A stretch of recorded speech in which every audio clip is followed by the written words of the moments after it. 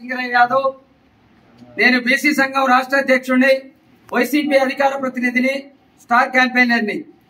గురజాల నియోజకవర్గ పర్యటనలో భాగంగా ఈ రోజు మోర్చంపాడు గ్రామానికి రావడం జరిగింది. వైఎస్ఆర్సీపీ పార్టీ కార్యాలయంలో ఇక్కడ ఉన్నటువంటి పెద్దలు, గౌరవనీయులు దారం లక్ష్మీరెడ్డి గారు, మాచవరం మండలం ఎంపీపీ గారు, అభివృద్ధి కమిటీ చైర్మన్ గారు దారం బ్రహ్మారెడ్డి గారు, అదేవిధంగా ఇక్కడ ఉన్నటువంటి వైఎస్ఆర్సీపీ నాయకులు, కార్యకర్తలు, అభిమానులు, వైఎస్ఆర్సీపీ కుటుంబ సభ్యులందరికీ శిరస్సు వంచి పాదాభివందనం చేస్తున్న పేరు పేరున హృదయపూర్వక ధన్యవాదాలు తెలియజేసుకుంటున్నా. మరి నా వెంట జంగా ఏసై యాదవ్ గారు, జంగా నారాయణ యాదవ్ గారు, సిరిబోయిన గంగయ్య యాదవ్ గారు, గానం నరసింహరావు యాదవ్ గారు, గుండెపైన అంజయ్ యాదవ్ గారు, వీరస్వామి యాదవ్ గారు మా టీంలో రావడం జరిగింది.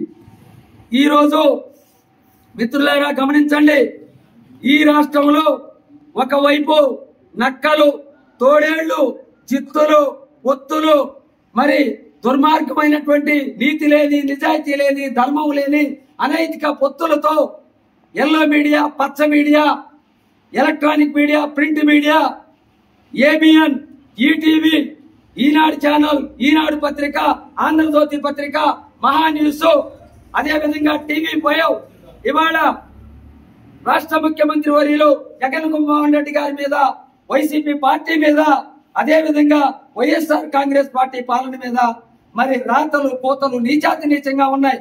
మిత్రులారా గమనించండి, వైఎస్ఆర్ అభిమానులు, దివంగత నేత రాజశేఖర రెడ్డి గారి అభిమానులు, ఆయన తనయుడు మాన్యశ్రీ వైఎస్ జగన్మోహన్ రెడ్డి గారి అభిమానులు, వైఎస్ఆర్ పార్టీ సానుభూతి పరులు, కార్యకర్తలందరికీ ఒక విజ్ఞప్తి తెలియజేస్తున్నా. ఎవరు ఈనాడు పేపర్ను చదవకండి, ఎవరు ఆంధ్రజ్యోతి పత్రిక చదవకండి, ఎవరు ఏబిఎన్ ఛానల్ చూడకండి, ఎవరు ఈటీవీ ఛానల్ చూడకండి, ఎవరు టీవీ పై చూడకండి, ఎవరు మహా న్యూస్ చూడకండి. ఇవన్నీ దుర్మార్గమైన, నీతి లేని, నిజాయితీ లేని, అనైతిక ఎల్లో మీడియా, పచ్చ బ్యాచ్. వీళ్ళందరికీ పచ్చ కామెరలు అమ్మి వాళ్ళ కళ్ళు పచ్చ కామెరలతో లోకమంతా పచ్చంగా ఉన్నట్టు అబద్ధపు రాతలు, అబద్ధపు కోతలతో రామోజీరావు డైరెక్షన్ లో, వేమూరి రాధాకృష్ణ డైరెక్షన్ లో ఈ రాష్ట్రంలో జరిగిన అభివృద్ధి వాళ్ళకి కనపట్లేదు, ఈ రాష్ట్రంలో జరిగిన సంక్షేమం వాళ్ళకి కనపట్లేదు. వాళ్ళు కళ్ళున్న కబోదులు, కుల పత్రికలు, కులవాదులు. ఈ పత్రికల్ని తగలబెడదాం, ఈ టీవీలను బద్దలు కొడదాం. ఈ యొక్క వ్యక్తుల రాతల్ని మరి రేపు నీటి మీద రాతలుగా, అబద్ధపు రాతలుగా రేపు మే 13 జరగబోయే కురుక్షేత్ర యుద్ధంలో జగనన్న గారి వెంట నడిచి, ఎందుకంటే జగనన్న ఒక్కడే మరి సైనికుల్లాగా సింహం సింగిల్ గా వస్తుంది, తోడేళ్లకు అయితే గుంపులుగా వస్తాయి, పందులైతే గుంపులుగా వస్తాయి. ఆ పందుల్ని తరుముదాం, ఆ తోడేళ్లను తరుముదాం, ఆ జిత్తుల్ని, పొత్తుల్ని, ఆ మోసకారుల్ని తరిమి కొడదాం. ఈ రాష్ట్రానికి పట్టిన శని వాళ్ళందరి నుంచి, వాళ్ళ యొక్క బాధితుల నుంచి ఈ రాష్ట్రాన్ని, ఈ ప్రజల్ని కాపాడుకుందాం. జగనన్న గారి వెంట నడిచి మే 13 జరగబోయే ఎన్నికల కురుక్షేత్రంలో ఫ్యాను గుర్తుపై ఎంపీ గారికి, ఎమ్మెల్యే గారికి 2 బటన్లు ఫ్యాన్ గుర్తుపై నెక్కి అఖండ మెజార్టీతో కాసు మహేశ్వర రెడ్డి గారిని, అనిల్ కుమార్ యాదవ్ గారిని, పార్లమెంట్ లో ఉన్నటువంటి 7 శాసనసభ్యుల్ని అత్యధిక మెజార్టీతో గెలిపించి జగనన్న గారికి కృతజ్ఞతలు తెలియజేద్దాం. మిత్రులారా గమనించండి, ఈ రాష్ట్రంలో జగన్మోహన్ రెడ్డి గారు ముఖ్యమంత్రి అయిన తర్వాత 2019 నుంచి సంక్షేమ రాజ్యం నడుస్తుంది. సంక్షేమ పథకాలు వచ్చినాయి. కులం చూడకుండా, మతం చూడకుండా, పార్టీ చూడకుండా, వివక్ష లేకుండా సచివాలయ వ్యవస్థ ద్వారా, వాలంటీర్ వ్యవస్థ ద్వారా మరి తెలుగుదేశం పార్టీ నాయకులకి, కార్యకర్తలకు కూడా అర్హులైతే పథకాలు ఇచ్చినటువంటి ఏకైక దమ్మున్న నాయకుడు జగన్మోహన్ రెడ్డి గారు.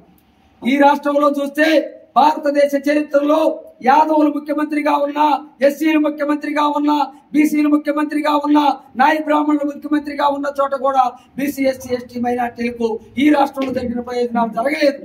ఎందుకంటే మిత్రులారా గమనించండి, జగన్మోహన్ రెడ్డి గారి ఆశయం, లక్ష్యం ఒకటే, పేద ప్రజల యొక్క కన్నీళ్లు తొడవాలి, పేదరిక నిర్మూలన జరగాలి, బీసీ, ఎస్సీ, ఎస్టీ, మైనార్టీ, బడుగు బలహీన వర్గాలందరూ కూడా ఇంగ్లీష్ విద్యను చదువుకోవాలి, విదేశీ విద్యను చదువుకోవాలి.